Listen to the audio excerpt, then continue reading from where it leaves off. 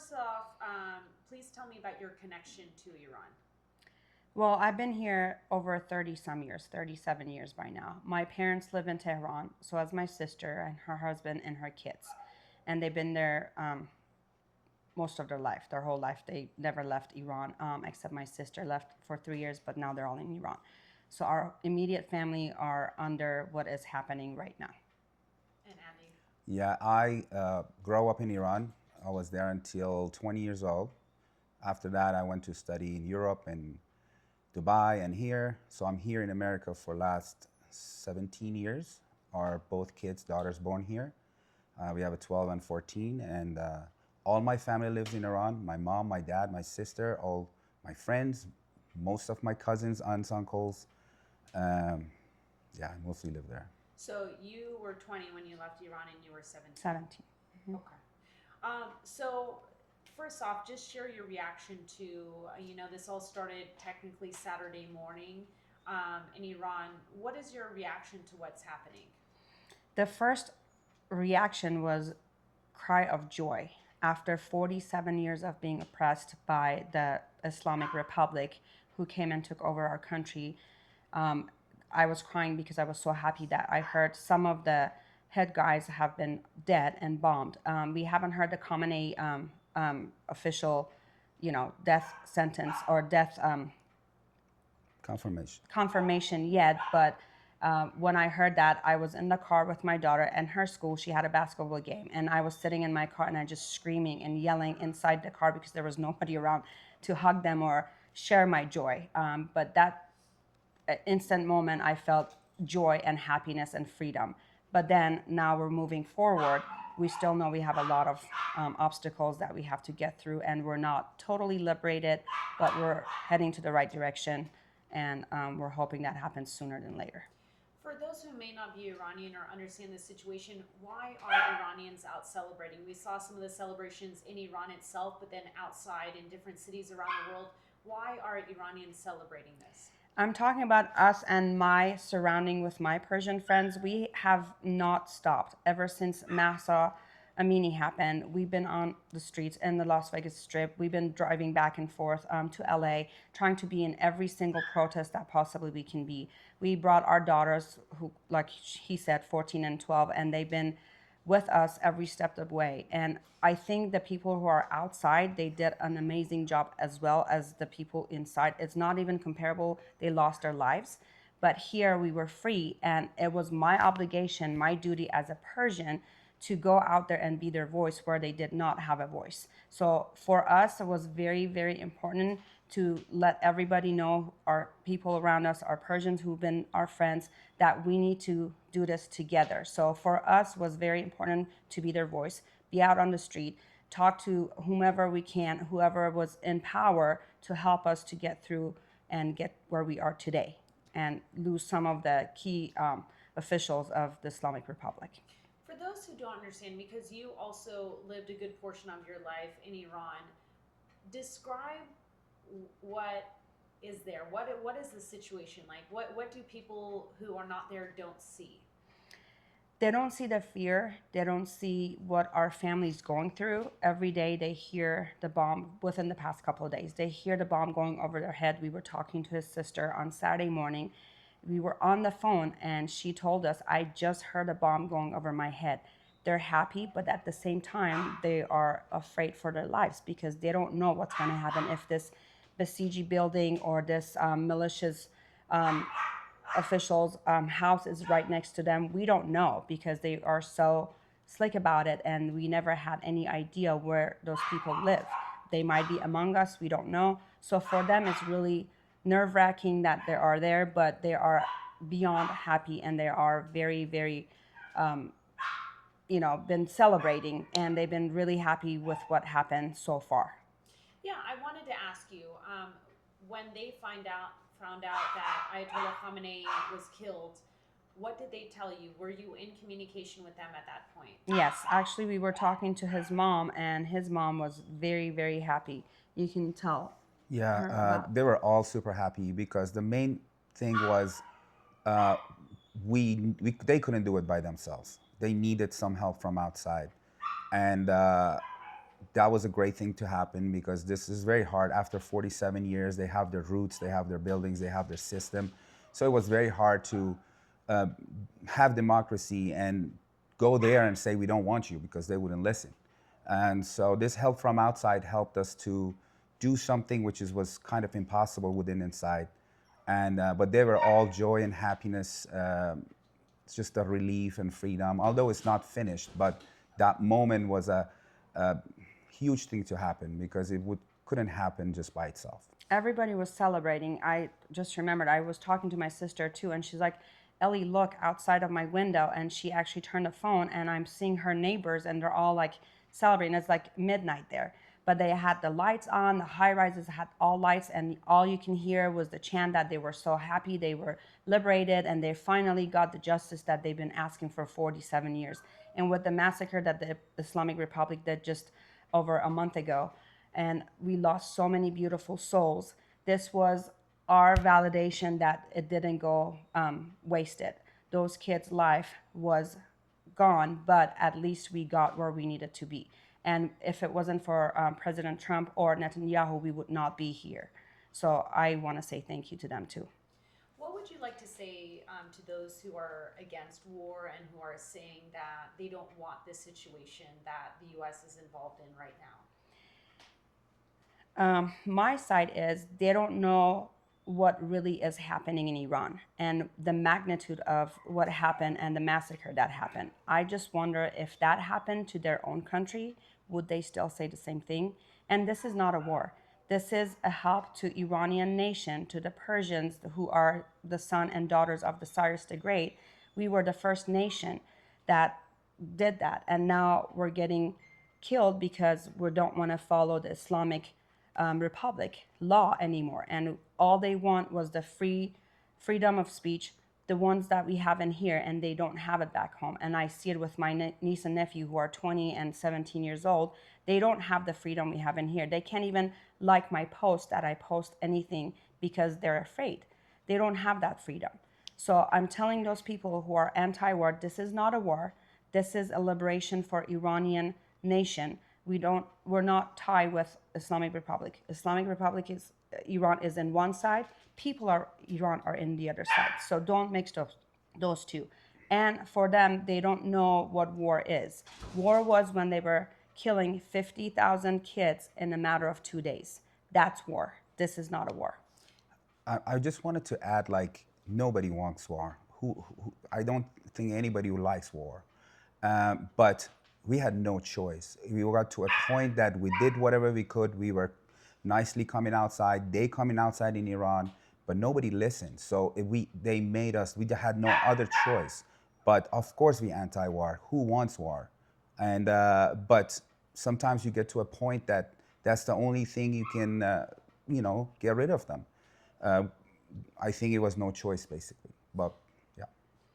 We are seeing some lives lost right now in this situation. The president has said there likely will be more, but that they will essentially avenge those deaths. I guess from the standpoint, is there an understanding that people will die in this situation? It's inevitable. When it's war, when it's a conflict, there's going to be some lives lost. But the army or the soldiers of USA who died didn't die.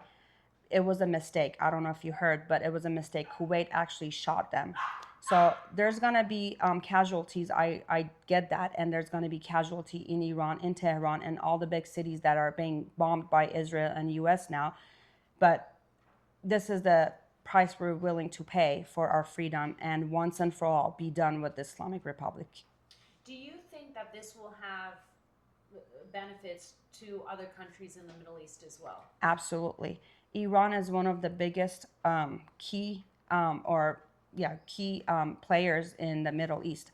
If Iran is liberated, and if we are free people and we can have trades with other countries freely, we can speak our mind. We have a lot of educated people in Iran, outside of Iran. Imagine we all go back to Iran and build Iran again and our economy. It's going to affect a lot of surrounding countries, especially US Israel, we're going to have free trades. We haven't had that for 47 years. We have a lot of resources. We have a lot of oil. Like I said, we have a lot of educated people. Why can't we just trade with everybody like normal countries? An Islamic Republic was trying to sell their ideology, which is all death and destruction, and they did it in Israel, close to Israel, in Lebanon, in Palestine, in Houthis. So all around is the problem is Islamic Republic, instead of thinking about the future of the kids and young people and old people in Iran, their goal and their thing is just selling the ideology. And of course, this ideology killed so many Americans, so many Israelis, so many other people, Iranians, yes, but we talk about like outside. And so, yes, of course, it's a huge difference. If they were thinking about their own people and be decent with their neighbors and other countries, we wouldn't have this problem. We wouldn't be here today, and none of this would happen. The president referenced Iran as one of the leads of terror in the Middle East. If this regime is tackled, do you think this will have an impact on terrorism in the Middle East? Absolutely. Khamenei was the head of that organization. Everything comes from them. They feed them. They support them financially. If you look at the GDP in Iran and look at how much money they spent for those Hezbollah, for ISIS, for Taliban, all those resources and the money that we have in Iran, it was spent on them, not in our Iranian people or for bettering our country, Iran. So when that stops, I am sure there's still a lot of more supporters out there. As you can see, they're still protesting, but they're not as much as we are out there. And we see them, but hopefully, eventually, they will see where this world is going to. We're going to have a peaceful world if there's no ISIS, if there's no Hezbollah, if there's no, on any of those groups that are against humanity. It's going to be a peaceful region. And the majority, normal people, Iranians, they don't want war. They don't want any of those trouble. We just want to live. We just want to see our kids, grandkids, better, future, traveling easily, don't have water crisis in our country, have our huge, big civilization, have tourism for our beautiful lands. You can ski at the same time and swim at the same time. Just fly somewhere else in Iran and swim. All the thousands of years of civilization, Persian Empire, why we have to be closed and just think about nuclear power or, these are not the most important thing. The needs of people is first, but now they just focus everything the other way. Just they need a nuclear power or nuclear bomb or selling their ideology, and that's the whole problem. And if they go, we don't want it. Most of us don't want it. They are very radical, and that's why that's their ideology. Most of us, regular people, are not. We just want to live peacefully, travel around. People come to our country. We are very hospitable. We love to get people around us, like what's happening in Dubai or Turkey or even Saudi Arabia. All these countries, look, we want to be just normal people. And definitely we don't want any trouble, any terrorism, any of those things. We just want peace and have a good life. I know a big part of this discussion is regime change. Do you believe that regime change will come? I know President Trump has said at this point, we'll do this part, but the regime change is in your hands. What are your thoughts on that? Do you think that regime change at this point in time is possible? It really is. We've never been this close. It's been 47 years. We had different uprisings throughout the years. Nothing was ever this close. So I have a feeling it's going to happen. It's just a matter of time. And when the time is right, President Trump, Crown Prince of Iran, which is Reza Pahlavi, he will announce, and the people of Iran will have to go and take over the streets or the malicious police buildings or whatnot, so take over the government. That's going to happen, but it's not the time yet because they're not done getting rid of all those head of the government. As soon as that happens and when they give us the green light, I think that would be very doable. Our people are under one flag right now, and they're fighting for their rights. And It doesn't matter if you're Kurd, Turk, we're all come together and we're all gonna fight together to get our Iran back, and that's the plan. And getting rid of the Islamic Republic. And we've been chanting, it's been 2 months for us who've been outside of Iran, that's all we've been chanting on, regime change. They do that the same thing on the streets of Iran, even though they get shot and killed, but they're still doing it and they're still saying it. What are you hearing from your families inside Iran? Do they want the exiled crown prince to come in and take over? Is that what they're asking for? Do they want something else? What do they want to happen? They want the regime change, it sounds like. What do they want after that? They are all rooting for the crown prince of Iran, which is Reza Pahlavi. We have not stopped supporting him ever since 47 years ago. I'm talking about just my own family and my surrounding, everybody who's around us. That's the only alternative we have. That's the only person we want. But like he said, he has democracy in his background. Agenda. So when he comes, he's gonna have people to go and vote, and that's exactly what we're trying to do. Have a freedom of voting, freedom of speech, freedom of finding who wants to run our country. And like I said, he is the one and only alternative we have now. I'm personally rooting for him, and I don't want anybody else. I don't think so. You can have 100% of people rooting for one idea or ideology. Of course, it's not anywhere in the world. So yes, most of our family are like that. But if they are, the ones are not, they don't like them. And we all gonna go through democracy. He's gonna help us for the first phase. And then after that, whatever the people of Iran wants, we are part of it, but I leave it to them because I live here. I'm Iranian American, but they are Iranian. So they have to make that decision. But yes, majority of our people in Iran, that's what I hear, they rooting for him, and they definitely don't want them to be there, like the Ayatollahs and the current regime. So obviously, the uprisings we've seen the last 2 months or so, that is one of the highest casualties. But these situations, every few years we hear about things happening, and there are things in between, correct? So given understanding, especially since you lived in Iran, you were born there, what type of oppression are we talking about here? What are the things that Iranians have seen inside the country, including the ones we saw over the last few months? But it sounds like this is not something that's just new in this 47 years. I mean, where do I begin?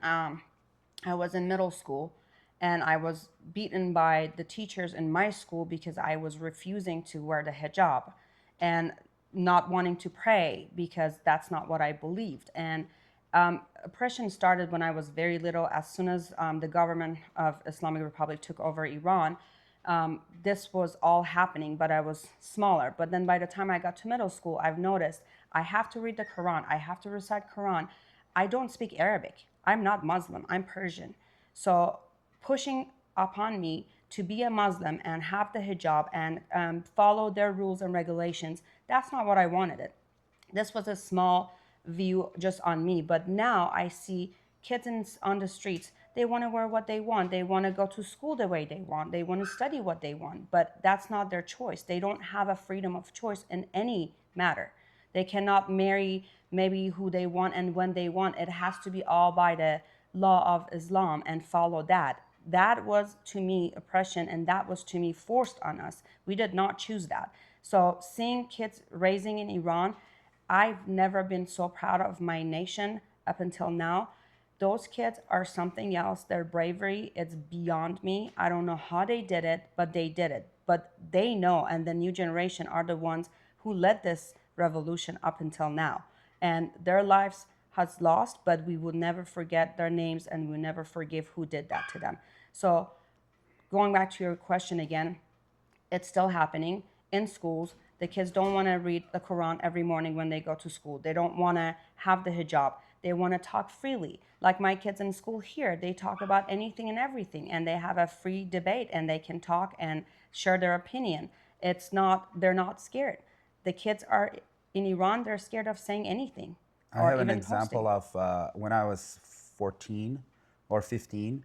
I was in the middle of, in the center of Tehran, and I had a T-shirt with just a Guns N' Roses T-shirt, and so the police or the special police for that, they took me there to their office. It's like a police station, and they kept me there for 7 hours. And imagine I'm 14 or 15, and so after hours and hours, they told me I have to write this statement that I'm not going to do that again. And I was like, I'm sorry, but what shouldn't I do again? And it was like, you're talking too much. This is a Western ideology, like you sell it in our streets of our country. I was like, I bought this t-shirt from Tehran. I can show you the shop I bought it from. But it was so awkward and weird. I was like, what they talking about? It's just that Guns N' Roses is too, just Guns N' Roses simple thing. It's just nothing about, nothing wrong with it. And for years I was shocked, like what they want, like what they really want from us. And I have so many friends that they went to jail for years. Their personality changed because they got tortured for nothing. They weren't even political. They had a bunch of memes and Facebook and stuff in their phone. And unbelievable that they got tortured for years. That the friends I know, they have no political belief that much. It was just there was like funny stuff about the Ayatollah or anything against the religion or their ideology. And so yeah, these are all happened and we witnessed them all. So going back to what's happening right now, what is the situation? Are your families staying indoors? Are they sheltering in place? What are they doing as this all plays out? There's not really shelters like Israel has shelters. Iran does not have that. So they have their basement or whatnot, but who knows if that's going to be safe. So as far as our family goes, right now they have a backpack, they have water, they have some dry food, they have the basic needs to get them through for the next 2-3 weeks. But there's no shelter, so they're inside their house. They're following the normal protocols of not staying by the windows, or they're not going to get out when they don't need to. So they're pretty much staying in. Are you able to contact them freely right now, or what's the situation with the connection? No, as of Saturday morning at 11:30, when I talked to my sister and he talked to his family, we haven't been able to talk to them anymore. The internet is down. The landlines are out. We can't have any kind of communication with any of our family members. But you're hopeful they're safe. We're hopeful they're safe. And regardless, they're happy with what's going on. Oh, they're beyond happy. They've been celebrating from what we talked to them right when it happened, when they announced Khamenei is dead. For sure, my sister was like screaming and trying to cheer everybody around her too. They are anxious, but they knew this has to happen. So they are hopeful. I mean, it's not the best scenario. Obviously, you're hearing bombs, but they knew this is the only way. This is the only way. We tried every other way, all of us. It didn't work. So yes, they are hopeful, sitting. They are worried. They're anxious, of course. They're hearing bombs. But so far, the casualties were very, very minimal. Thank you to technology and all the tools they have. So far, as of yesterday, they were okay, and we are hopeful. I think, and I have to check again, I believe they said the number right now of casualties in Iran is about 500, and I believe the Iran state media said that. What are your thoughts on hearing that? I don't want to put wrong numbers. I don't know. The internet is down. But what we see in the 12-day war, they were pretty precise. Obviously, unfortunately, people gonna die, civilians and others. But it was very minimal compared to, especially if you go past 20, 30, 40 years, that they were so precise with even the floors, even it was a case that the husband and wife in the house, and wife survived, husband died. I mean, I'm talking about the regime people. But so they are very precise. So we have hopes. We don't know what's going on in other than TV, somewhat. And who knows what the Islamic Republic TV is saying. Those casualties might be just their own people. And I'm sorry, but if that's the case, I'm going to be happy about it. Do we have an idea? I mean, we don't know how long this is going to play out. I'm assuming your hope is that it doesn't take a long time, but your hope is by the end you want to make sure that the Islamic Republic is completely out of there? Absolutely. That's the only choice. That's the only thing that it's going to make Iran free, finally, after 47 years, and have those people who live in Iran finally taste the liberation of Iran. Since I've been here, I've never had issues with not being free. I have a freedom of speech. I can say whatever I want. I can wear whatever I want. I want the people in Iran taste and experience the same thing. We're not a nation to be oppressed, and we're not a nation who is gonna stay down and not say anything. The main thing that we want out of this, it's the regime change, and we want the Islamic Republic totally and absolutely be out of our country for good. We have to separate religion and politics in this country. That's our main problem. That's why we have to get rid of them. There is no their ideology, hardcore Islam, and the books and the rules from 1400 years ago. Even our judges and our courts runs by those laws. We respect all religions, but we cannot mix these together. And history showed it doesn't work. So that's why we cannot stay with Islamic Republic, because it's in the name, like it's already there. So you cannot take that off. But what we want is separation of politics and religion, and just live however you want. But that's why there is no chance to be with them. Yeah. Just to end this, 47 years. It sounds like from what you've mentioned to me, this is the closest. What does this moment feel like for you? We see people with different emotions. I'm constantly dancing, happy of joy, joyful moments that I see on TV that, this person died and that person died. But I still cannot get over the fact that how many kids we've lost, and their parents are never going to be the same. And they're never going to have their kids enjoying it with them. So my heart is broken for them, but I know we're going to get our Iran back, and we're going to have so many more to look forward to. The kids' future in the next few years, they will see that those kids who survived this revolution, what they're going to do to this country. And that makes me happy. Right now, I'm kind of in the middle because I'm still hurting for the people who have died. And I still don't know. There's some uncertainty that how it's going to all go down, when it's going to end. I don't want it to be a long situation, maybe another couple of days or a week or two, like Donald Trump said the same thing. Give me a couple of weeks and we'll see what happens.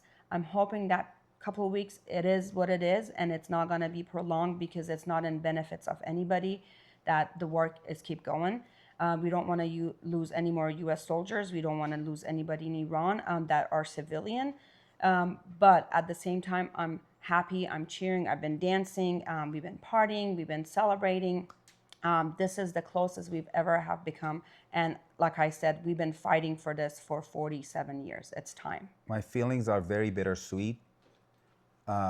It's a very bittersweet feeling because those streets are where I grow up. I have memories. I don't want them to be bombed. But again, we got to a point that unfortunately this was the only way to go, because they tried every other way. And I hope it's fast and quick, and we don't want anybody die. We don't want war. I don't want my parents to be in their basement, and that's definitely not a good feeling. So hopefully it's fast and we get to what we want. So far, everything went better than expected, but we are hopeful and praying.